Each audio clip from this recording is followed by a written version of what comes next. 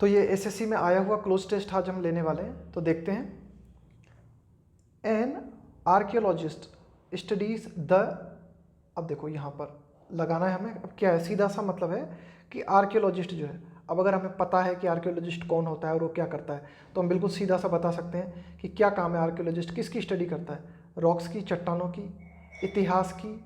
Past की, या फिर फ्यूचर की। अब बस उसी का अगर हमें पता है आर्कियोलॉजिस्ट क्या होता है, तो यही हमारा जो है पहले का उत्तर हो जाएगा।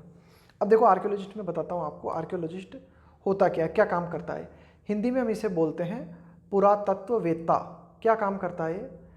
खुदाई से प्राप्त वस्तुओं की पड़ताल करता है ना। जैसे कि खुदाई में कुछ औजार मिले, कुछ बर्तन मिले, कुछ मूर्तियाँ मिली, या फिर पुराने अभिलेख मिले, है ना। इनके माध्यम से प्राचीन लोगों का व्यवहार, उनकी सभ्यता को निर्धारित करने का प्रयास करता है, उसको बोलते हैं हम आर्कियोलॉजिस्ट। अब ऑप्शन देखो,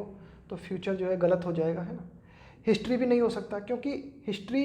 को जो स्टडी करता है ना, उसको तो हिस्टोरियन बोलते हैं हम। हिस्ट्री की हिस्टोरियन करने वाले को हिस्टोरियन बोलता है ना। इसके अलावा ये कोई चट्टान वट्टान के ये जो है ना, इनकी रॉक्स का अध्ययन नहीं करता। ये करता है बीते पिछले हुए समय का अध्ययन, यानी कि पिछले समय में जो लोग हुआ करते थे, तो ये क्या खुदाई करता है। खुदाई में जो अवशेष निकल के आते हैं ना, उन अवशेषों के आधार पर जो है तय करता है कि भाई प्राचीन व्यक्ति जो था उसके धार्मिक विश्वास क्या थे, उसकी संस्कृति क्या थी, है ना, इन चीज़ों के लिए। तो हमारा ऑप्शन हो जाएगा सी, पास्ट, कि भाई an archaeologist studies the past, कि भाई ये जो पुरातत्ववेत्ता है बीते पिछले हुए समय का अध्ययन करता है ना। एंड फ्रॉम द, और जब वो अध्ययन करता है, and from the he finds, है ना, ही इज एबल टू। अब देखो क्या लगा है दूसरे में, ऑप्शन देखो दूसरे के, एंड फ्रॉम द, कि भाई वो उसने क्या किया, पास्ट के बारे में अध्ययन किया है, खुदाई वुदाई करता है वो, and from the he finds witness, evidence, knowledge, matters. अब समझने की कोशिश करो क्या आना चाहिए यहाँ पे, कि भाई आर्कियोलॉजिस्ट जो है वो क्या करता है, पास्ट का अध्ययन करता है। अब किसके माध्यम से करता है वो अध्ययन, खुदाई करेगा वो, तो खुदाई के माध्यम से जो उसे साक्ष्य मिलेंगे ना, जो एविडेंस उसे प्राप्त होंगे, है ना। And from the evidence he finds, कि भाई जो भी साक्ष्य उसे मिलते हैं। एविडेंस का मतलब क्या होता है?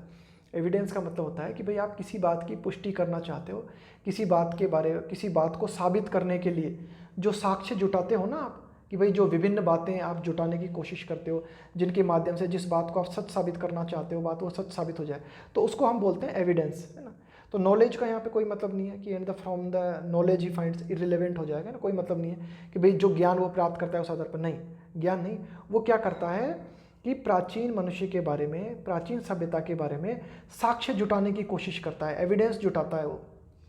मैटर्स का भी कोई मतलब नहीं है ना, कि भाई कोई मामला वामला, कोई मतलब नहीं मैटर्स का। विटनेस का मतलब क्या होता है? विटनेस का मतलब होता है कि भाई जैसे किसी ने किसी का मर्डर कर दिया, तो विटनेस कौन था, गवाह कौन था, है ना। तो कुल मिला के हमारा आंसर हो जाएगा यहाँ पे एविडेंस, कि भाई वो साक्ष्य जुटाता है, और है ना, and from the evidence he finds, कि भाई जो भी एविडेंस उसे मिलते हैं खुदाई के दौरान, जो भी एविडेंस उसे प्राप्त हुए, जो भी साक्ष्य उसे मिले, ही इज एबल टू, वह इस योग्य हो पाता है, वह ही इज एबल टू। अब देखना है हमें तीसरे में क्या आना चाहिए, कि भाई जो साक्ष्य उसे मिलते हैं, उन साक्ष्यों के आधार पर he is able to the daily lifes of man and women, मनुष्यों का और औरतों का जो रोज का जो जीवन होता है, who lived thousands of years ago, हजारों साल पहले जो व्यक्ति रहे, उनके बारे में ही इज एबल टू, वह क्या बता पाता है, क्या बता पाता है, he is able to create daily lifes of man and women, कि वह जो है हजारों साल पहले जो व्यक्ति हुए, उनके जीवन को पैदा कर पाता है, बिल्डअप कर पाता है, रीबिल्ड कर पाता है, या फिर रिकंस्ट्रक्ट कर पाता है। अब देखना यहाँ पे ध्यान देना कि देखो रीबिल्ड और रिकंस्ट्रक्ट, इनका मतलब क्या होता है? इनका मतलब होता है एक तरीके से पुनः निर्माण करना, है ना, पुनः बनाना किसी चीज़ को, रीबिल्ड करना या रिकंस्ट्रक्ट करना, है ना। तो वह पूरा की पूरा रिकंस्ट्रक्ट नहीं कर देता, या पूरा की पूरा रीबिल्ड नहीं कर देता। अब देखो यहाँ पे बिल्डअप क्यों आएगा, बिल्डअप क्यों सही है? देखो बिल्डअप का मतलब क्या होता है कि धीरे धीरे सिस्टमेटिकली, चरण दर चरण किसी चीज़ को निर्मित करना। तो देखो यहाँ पे क्या करता है वह, कि उसे क्या मिले, कि भाई वो आर्कियोलॉजिस्ट था, उसने पास्ट की अध्ययन करने की कोशिश की, जो एविडेंस मिले उन्हें, तो एविडेंस को एक एक करके रखता जाता है ना, जितने भी एविडेंस मिले उनको एक एक करके धीरे धीरे बिल्डअप करता जाता है। बिल्डअप का मतलब समझ गए ना आप? बिल्डअप का मतलब होता है धीरे धीरे निर्मित करना है ना, सिस्टमेटिकली निर्मित करना, चरण दर चरण एक एक करके चीज़ें आपको मिलती गई और आप जो है उनको निर्मित करते गए, तो उसको हम बोलते हैं बिल्डअप करना। तो यही है यहाँ पे इसका मतलब कि he is able to build up the daily lifes of man and women, कि वह प्राप्त साक्ष्यों के आधार पर निर्मित कर पाने में सक्षम हो पाता है। तो इसलिए रिबिल्ड और रिकंस्ट्रक्ट नहीं आएंगे यहाँ पे, है ना, क्योंकि वो क्या है भाई धीरे धीरे चरण दर चरण काम करता है, सिस्टमेटिकली काम करता है, तो इसलिए यहाँ पे जो है बिल्डअप आएगा इनकी जगह, रिबिल्ड और रिकंस्ट्रक्ट। और क्रिएट का मतलब तो पैदा करना होता है, तो ऐसा तो है नहीं वह जो है कुछ नई चीज़ पैदा करता है ना, कि भाई हम बोलते हैं ना कि भाई जैसे भगवान ने जो है सृष्टि पैदा की, सृष्टि निर्माण की, है ना, तो ऐसा कोई वो पैदा तो कोई करता नहीं है ना, तो क्रिएट भी नहीं आएगा, तो बिल्डअप बिल्कुल ठीक हो जाएगा, है ना। तो देखा करो, ऑप्शन को एलिमिनेट करने की कोशिश किया करो फटाफट। जैसे ही 4 ऑप्शन दिखे आपको, पहला काम तो आप ये किया करो, ऑप्शन तक आया ही मत करो, बिना ऑप्शन को जाने गैस करने की कोशिश किया करो अपने दिमाग से कि यहाँ पे क्या आना चाहिए। और अगर आपका कुछ दिमाग कहे ना कि यार यहाँ लग रहा है, फिर ऑप्शन में देखा करो, अगर ऑप्शन में मिल जाए तो इसका मतलब है कि मामला सही जा रहे हो आप, बिल्कुल ठीक है ना, उसको आप जो है फिर एक बार और क्रॉस चेक कर लो। तो कहने का मतलब है कि एक बार अपने मन से भरने की कोशिश करो बिना ऑप्शन देखे कि वहाँ क्या आ सकता है, और इसके बाद में ऑप्शन देखो, ऑप्शन में जाके उनको एलिमिनेट करने की कोशिश करो कि क्या नहीं आ सकता, एक एक शब्द का अर्थ समझने की कोशिश करो। तो he is able to build up daily life, कि वह जो है निर्मित कर पाने में सक्षम हो पाता है, मतलब कि भाई धीरे धीरे जो है सिस्टमेटिक ढंग से वो निर्मित कर पाता है ना, कि भाई man and women who lived thousand of years ago, कि भाई हजारों साल पहले जो लोग रहे वे कैसे रहे, उनके विश्वास क्या थे, उनकी मान्यताएं क्या थी, उनको निर्धारित कर पाता है। अब देखते हैं आगे, he makes a study of those things which those man and women left. अब देखो लेफ्ट, अब मैंने पढ़ा नहीं है आगे, लेकिन मुझे क्या लग रहा है यहाँ पे, है ना, ये मैं बता रहा हूँ बिल्कुल। He makes a study of those things, वह उन वस्तुओं का अध्ययन करता है। तो आपको कौन सा अध्ययन करेगा, साइंटिफिक अध्ययन करेगा, हिस्टोरिक अध्ययन करेगा, रियलिस्टिक अध्ययन करेगा, या रिसर्च करेगा। He makes a research study. देखो क्या होता है कि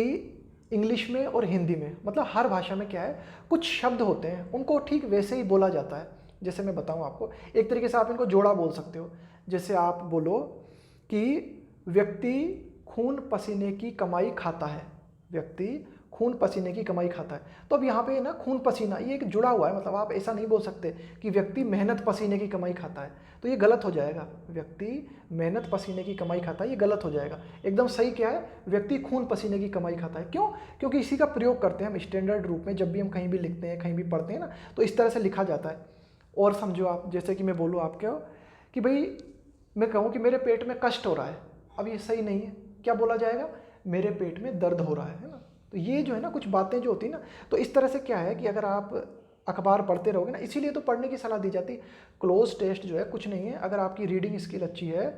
अगर आपकी रीडिंग स्किल लगातार अगर आप पढ़ते हो ना, कुछ भी आप पढ़ो, एक अखबार पढ़ो, स्टोरी पढ़ो, नॉवल पढ़ो, कुछ भी पढ़ो, लेकिन अगर अच्छे स्तर के अखबार या अच्छे स्तर के नॉवल या अच्छे स्तर की स्टोरी आप लगातार पढ़ते रहोगे ना, तो आपके अंदर एक सेंस डेवलप हो जाएगा, एक कॉमन सेंस डेवलप हो जाएगा। उससे आपको पता लगेगा कि नहीं यार यहाँ पे जो है ना, अब जैसे ही मेक्स है साइंटिफिक स्टडी, कि अध्ययन जो किया जाता है ना वो साइंटिफिक अध्ययन किया जाता है, कि भाई ये जो आर्कियोलॉजिस्ट है या कोई भी जो अध्ययन करते हैं, तो जब अध्ययन किया जाता है, जैसे लेबोरेटरी में है, वैज्ञानिक है, किसी वायरस के बारे में जो है परीक्षण करने की कोशिश कर रहे हैं, तो वो क्या कर रहे हैं, वो साइंटिफिक स्टडी कर रहे हैं, रियलिस्टिक स्टडी नहीं है, वो रिसर्च स्टडी नहीं है वो, है ना। तो इस तरह से ये जो हिस्टोरिक है, ये रियलिस्टिक है, ये रिसर्च है, ये सब गलत हो जाएंगे। यहाँ पे हम लगाएंगे कि वह साइंटिफिक स्टडी करने की कोशिश करता है, जो भी अवशेष उसे मिलते हैं उन अवशेषों की, फ्रॉम दोज थिंग्स, वे जो अवशेष जो बातें उसे मिलती हैं, those man and women left behind them, कि भाई जो भी अवशेष महिला और पुरुषों ने अपने पीछे छोड़े हैं। अब देखना ऑप्शन में अपनी दिखेगा, अपने आप समझ में आएगा आपको, है ना। अभी तो ऑप्शन दिखा भी नहीं है, तो मैं कह रहा हूँ आप गैस करने की कोशिश करें कि यार वहाँ क्या आ सकता है। अब देखो कि he makes a scientific study, यहाँ तक तो आ गया बात समझे कि भाई साइंटिफिक स्टडी करने की कोशिश करता है उन वस्तुओं की, है ना, कि जो कि हजारों साल पहले जो मेन एंड वीमेन हुए थे ना, उन्होंने छोड़े। लेफ्ट, अब लेफ्ट क्या होता है, लेफ्ट बिलो होता है क्या, लेफ्ट बिलो नीचे छोड़े, अंडर छोड़े, नीचे छोड़े, लेफ्ट विथ देम अपने साथ छोड़े, नहीं, लेफ्ट बिहाइंड देम, है ना। बाकी ये जो है ना ये इररिलेवेंट हो जाएंगे ना, कि लेफ्ट बिलो देम, है ना, उनके नीचे छोड़े, नहीं नहीं नहीं, बिल्कुल लेफ्ट बिहाइंड देम, कि अपने पीछे। जैसे हम बोलते हैं कि भाई कोई व्यक्ति मरा है ना, तो उसने अपने पीछे एक विरासत छोड़ी है ना, कि ही लेफ्ट ए लीगेसी बिहाइंड हिम, कि भाई उसने अपने पीछे एक विरासत छोड़ी। तो इस तरह से इसका प्रयोग किया जाता है। आगे देखते हैं, फ्रॉम द, अब देखते हैं यहाँ पे क्या आना चाहिए, छठे में, फ्रॉम द ही जजेस, वह निर्णय करता है, the size of the animals, कि भाई कोई चीज़ है उसके माध्यम से क्या करने की कोशिश करता है, वह निर्णय करने की कोशिश करता है, फ्रॉम द, कुछ छठे में भरना है हमें, ही जजेस the size of the animals, कि भाई उस समय के जो व्यक्ति थे, उनके जो जानवर हुआ करते थे, उनका साइज क्या हुआ करता था, है ना। देयर ओनर्स का मतलब कि भाई जो मालिक हुआ करते थे उन जानवरों के, their owner could kill from the, अब खालिस्तान लगाना है, ही जजेस, वह निर्णय करने की कोशिश करता है, the size of the animals, कि उस समय कितने बड़े जो है जानवर हुआ करते थे, जो कि देयर ओनर्स कुड किल, कि जो मालिक हैं जानवरों के, वे मालिक जो है उन जानवरों को जिस के माध्यम से मार सके। अब देखो यहाँ पे क्या आना चाहिए, गन्स आना चाहिए, क्या बंदूक लग रहा है क्या आपको, भाई बंदूक तो वैसे ही हट जाएगा, क्यों, क्योंकि ये बात हो रही है बहुत ही, मतलब ये जो है ना प्रागैतिहासिक काल की बात हो रही है, बिल्कुल एकदम बहुत ही प्राचीन समय की बात की जा रही है ना। तो गन्स के माध्यम से पता लगाएगा क्या वो आदमी, साइज ऑफ द एनिमल्स, है ना। टारगेट, निशाना, इररिलेवेंट, बुलेट, गन, देखो यहाँ पे वेपन जो है ना, वेपन का मतलब होता है हथियार,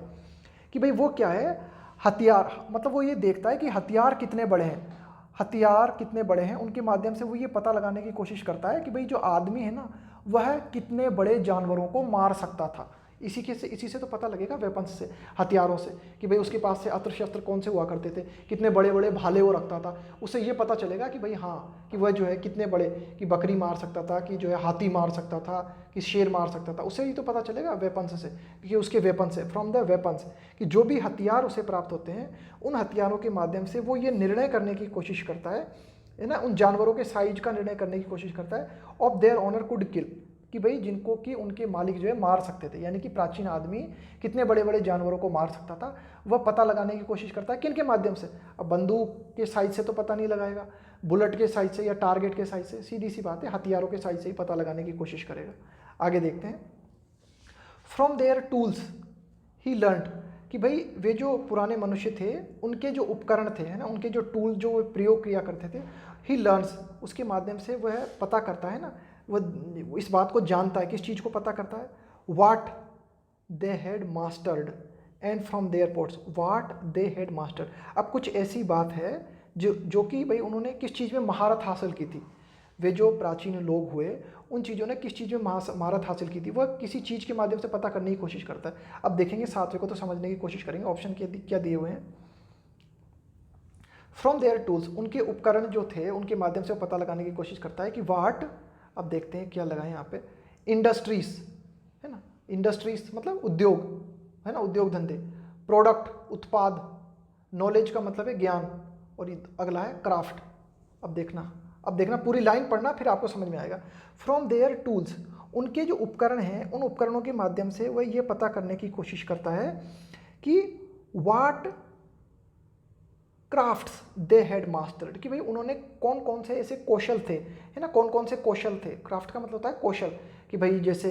वे जो है किन किन कलाओं में निपुण थे, ना, उन कलाओं का। अब देखो ये मैं क्यों लगा रहा हूँ, आगे देखो क्या लिखा हुआ है, एंड फ्रॉम देयर पॉट्स, कि भाई जो विभिन्न प्रकार के बर्तन मिलते हैं, सुई निडल्स मिली हैं, कंघे मिले हैं, अब ये क्या है, ये कौशल के अंतर्गत ही तो आते हैं। And from their tools he learned what craft they have mastered, है ना, तो ये नहीं, यहाँ पे ये ना, ये प्रोडक्ट गलत हो जाएगा, इररिलेवेंट हो जाएगा। And from their tools he learned what products that mastered, है ना, ये जो उत्पाद है इसके ऊपर मास्टरी हासिल नहीं की जाती, मास्टरी हासिल की जाती है किसी चीज़ के आप विद्वान बनते हो, किसी कोई जो होती है ना, कोई कला होती है उसके जो है आप महारथी बनते हो, कोई कला कोई कौशल जो होता है उसके आप महारथी बनते हो ना, तो नॉलेज भी नहीं आएगा, इंडस्ट्रीज भी नहीं आएगी, है ना, क्राफ्ट आएगा यहाँ पे। क्राफ्ट का क्या मतलब है, कोई कौशल, उस कौशल के महारथी थे आप, उस कौशल में जो है आपने निपुणता हासिल की थी। तो विभिन्न उपकरण जो मिलते हैं, उन उपकरणों के माध्यम से वो पता लगाता है कि प्राचीन मनुष्य किन किन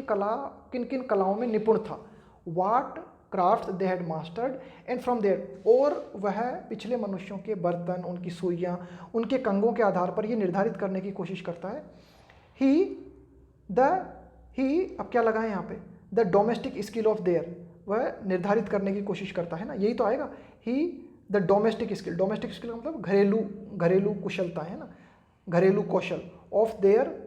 अब क्या लगा है यहाँ पे, ही वैल्यूज, वैल्यू का मतलब है किसी को वैल्यू देना, है ना, किसी को महत्व देना। इसके अलावा क्रिटिसाइज का मतलब है किसी की आलोचना करना। अब यहाँ पे आलोचना करने का क्या मतलब आ गया, है ना, कि भाई वो आलोचना करता है। अब देखो वो क्या है, उसने जो है मटका लिया, निडल ली, कॉम्बली, है ना, कंघी उठाए, इनके माध्यम से क्या करेगा वो, इनके माध्यम से वह यह असेस करने की कोशिश करता है, यह मूल्यांकन करने की कोशिश करता है। जज इसलिए नहीं आएगा यहाँ पे, जज का मतलब क्या होता है, निर्णय करना, है ना, किसी के बारे में। अब यहाँ पे कोई क्या निर्णय करेगा, कोई सही गलत का निर्णय थोड़ी करना है यहाँ पे तो जो है वह यह मूल्यांकन करने की कोशिश करता है, ये निर्धारित करने की कोशिश करता है। असेस का मतलब होता है किसी चीज़ को मूल्यांकन करना, किसी चीज़ का निर्धारित करना, है ना, तो वैल्यू का भी कोई मतलब नहीं है, वैल्यू भी इररिलेवेंट हो जाएगा यहाँ पे। एंड ये जो चीज़ें मिलती हैं उसके माध्यम से ही असेस, वह ये मूल्यांकन करने की कोशिश करता है, ये निर्धारित करने की कोशिश करता है। Domestic skill of their, domestic skill of their, कि भाई घरेलू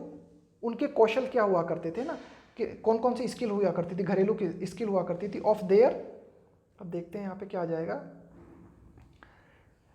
ही, तो 8वें में मैंने बताया आपको, है ना, कहाँ है, हाँ, ही असेस, है ना, 8वें में मैंने बताया आपको, यहाँ आ जाएगा ही असेस, कि वह निर्धारित करने की कोशिश करता है, मूल्यांकन करने की कोशिश करता है ना। तो ध्यान में रखना, जज का मतलब कोई नहीं है कि वो जो है ना किसी तरह का कोई सही गलत का फैसला वहाँ पे नहीं सुनाने जा रहा है ना, इस तरह का कोई निर्णय नहीं करना जा रहा है, वो देख रहा है, मतलब मूल्यांकन कर रहा है चीज़ों को, है ना। वैल्यूज़ भी नहीं, वैल्यू का मतलब किसी चीज़ को महत्व देना, क्रिटिसाइज का मतलब है आलोचना करना, तो उसका भी कोई मतलब नहीं है ना। तो असेस कर लिया उसमें, है ना, तो असेस करने की कोशिश कर रहा है, वो निर्धारित करने की कोशिश कर रहा है। The domestic skill of their, अब डोमेस्टिक स्किल का मतलब होता है घरेलू, घरेलू स्किल, क्या जानवरों की स्किल होगी, कि भाई जानवरों में कुछ स्किल होंगी, या फिर घरेलू स्किल उनके दोस्तों की स्किल, वीमेन फोक आएगा यहाँ पे, कि भाई बाहर तो आदमी ने काम कर लिया जानवरों को मारने का, है ना, लेकिन घर पे जो उनकी महिलाएं हैं वो क्या काम करती थी, उनकी क्या स्किल हुआ करती थी। देखो ये जो बर्तन बनाने का काम है, सुई बनाने का काम है, कंघे बनाने का काम है, ये कौन का काम होता है, महिलाओं का ही तो काम होता है। तो ये वो क्या करने की कोशिश करता है, असेस करने की कोशिश करता है कि भाई घरेलू स्तर पर उनकी महिलाएं क्या किया करती थी, है ना। तो नेबर्स, एनिमल्स और फ्रेंड्स ये इरेलीवेंट हो जाएंगे, यहाँ पे हम लगाएंगे वीमेन फॉक, कि भाई उसकी जो महिलाएं हुआ करती थी घर में, उनको क्या कुशलताएं हासिल थी। 10 इस प्रकार से इट हैज़ बीन पॉसिबल, तो इस प्रकार से धीरे धीरे वो जो है ना बिल्डअप करने की कोशिश करता है, सारे के सारे एविडेंस जो है ना, और उनके माध्यम से जो है वह एक पूरा की पूरा खाका तैयार करता है ना, एक अकाउंट तैयार करता है पूरा की पूरा। 10 इट हैज़ बीन पॉसिबल, इस प्रकार से यह संभव रहा है, टू राइट लिखना, ए जनरली, अब यहाँ पे क्या लगाएं, ए जनरली परफेक्ट अकाउंट लगा दें, कि वह जो है बिल्कुल एक परफेक्ट अकाउंट, परफेक्ट जो है ब्यौरा दे देता है चीज़ों का। डिपेंडेबल, क्या मतलब होता है डिपेंडेबल का, डिपेंडेबल का मतलब होता है कि भाई जैसे मेरे माता पिता हैं, वे मेरे ऊपर डिपेंडेबल है, मेरे ऊपर निर्भर है, तो क्या डिपेंडेबल लग रहा है आपको यहाँ पे, ठीक। अनमिस्टेकेबल, अनमिस्टेकेबल मतलब जिसमें कोई गलती ही ना हो, बिल्कुल एकदम, क्या वह इन साक्ष्यों के आधार पर ऐसी बातें निर्धारित कर सकता है जिनमें कोई गलती ना हो, जो बिल्कुल परफेक्ट हो, नहीं। यहाँ पर आएगा रिलायबल, क्यों, क्योंकि भाई वो क्या करता है, धीरे धीरे साक्ष्य जुटा रहा है ना, तो लगभग रिलायबल का क्या मतलब होता है, विश्वसनीय, जिस पर भरोसा किया जा सकता है। तो इस प्रकार से वो क्या कर पाता है, thus it has been possible, इस प्रकार से ये संभव रहा है, टू राइट लिख पाना, क्या लिख पाना, ए जनरली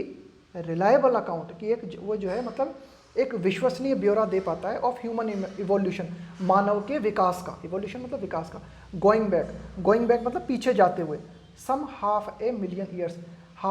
मिलियन ईयर्स पीछे जाते हुए वह मानव के विकास का जो है पता लगा पाता है, और लगभग एक विश्वसनीय अकाउंट हमें देखा पाता है, एक विश्वसनीय ब्यौरा हमें बता पाता है ना, कि भाई प्राचीन समय में मानव क्या हुआ करता था, क्या किया करता था, उसकी महिलाएं क्या करती थी, वो क्या करता था, किस प्रकार के जानवरों को मारता था, है ना, कैसी मूर्तियां हुआ करती थी, है ना, कैसे उसके जो है कृत्य हुआ करते थे, क्या उसकी जो है शौक हुआ करते थे, इन सब का जो है एक रिलायबल अकाउंट हमें दे पाता है ना। तो इस प्रकार से अनमिस्टेकेबल, है ना, ऐसा नहीं हो सकता कि भाई उसने जो बात कह दी वो बिल्कुल उसमें कोई गलती नहीं होगी, कि बिल्कुल परफेक्ट चीज़ बता देगा, है ना। तो इस प्रकार से हम कह सकते हैं कि वह जो है एक रिलायबल अकाउंट दे पाने में जो है समर्थ हो पाता है। तो इस तरह से जब धीरे धीरे आप प्रैक्टिस करते रहोगे ना इस क्लोज टेस्ट की, तो धीरे धीरे समझ में आएगा ना। मैंने बार बार बताया आपको कि इसके लिए रीडिंग, कि जितनी अच्छी आप रीडिंग मजबूत करोगे ना, तो रीडिंग कर करके आपको पता लगने लग जाएगा, एक सेंस, एक कॉमन सेंस डेवलप होगी आप में, उसके माध्यम से आप पता लगा पाओगे और ऑप्शन को एलिमिनेट कर पाओगे फटाफट, कि नहीं यार ये दोनों तो नहीं आएंगे। इसके बाद में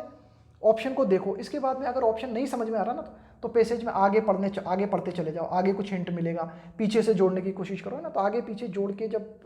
जो भी क्लू मिले ना आपको, उन क्लू का सहारा लेके धीरे धीरे उसे भरने की कोशिश करोगे ना, तो कर पाओगे।